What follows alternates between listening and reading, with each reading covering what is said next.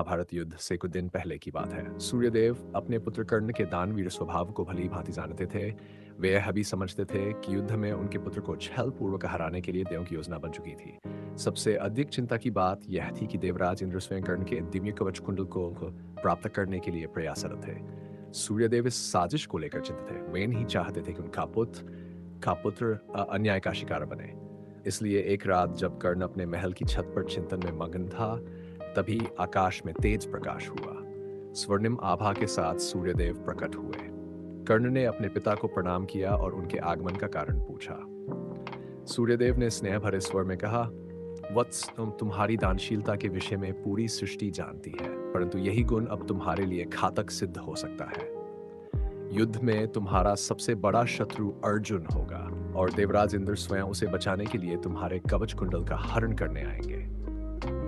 कर्ण आश्चर्यचकित हो गया।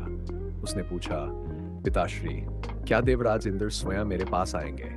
वे मेरे कवच कुंडल क्यों चाहते हैं? सूर्यदेव ने समझाया, तुम्हारे शरीर पर जन्म से ही जो दिव्य ये कवच कुंडल है, वे तुम्हें अजेय बनाते हैं। जब तक ये तुम्हारे पास रहेंगे, अर्जुन या कोई अन्य योद्धा तुम्हें पराजित नहीं कर सकता। यही कारण है कि इंद्र छलपूर्वक ब्राह्मण वेश में आकर तुमसे इन्हें दान में मांगेंगे।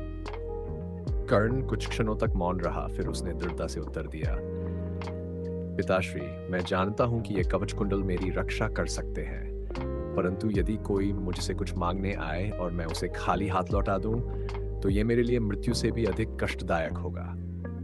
सूर्यदेव अपने पुत्र के इस उत्तर को सुनकर भावुक हो उठे। वे बोले, वत्स, दानवीरता की मर्यादा निभाना प्रशंसनीय है, परंतु कभी-कभी हमें अपने जीवन और लक्ष्य की रक्षा के लिए भी सोचना चाहिए। यदि तुम चाहो तो इस बार दान देने से मना कर सकते हो।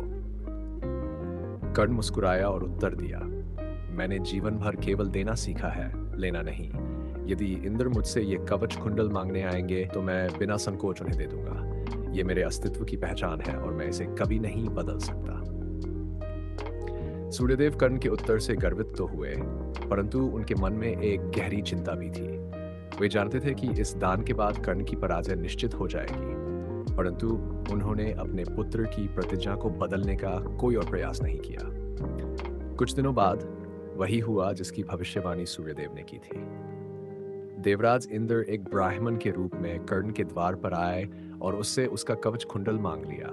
कर्ण ने बिना किसी हिचकिचाहट के अपने शरीर से कवच कुंडल उतारकर इंद्र को दान कर दिया। यह कर्ण की दानशीलता का चरम था, जिसने उन्हें इतिहास में अमर बना दिया, परंतु यही दान उनके पतन का कारण भी बना।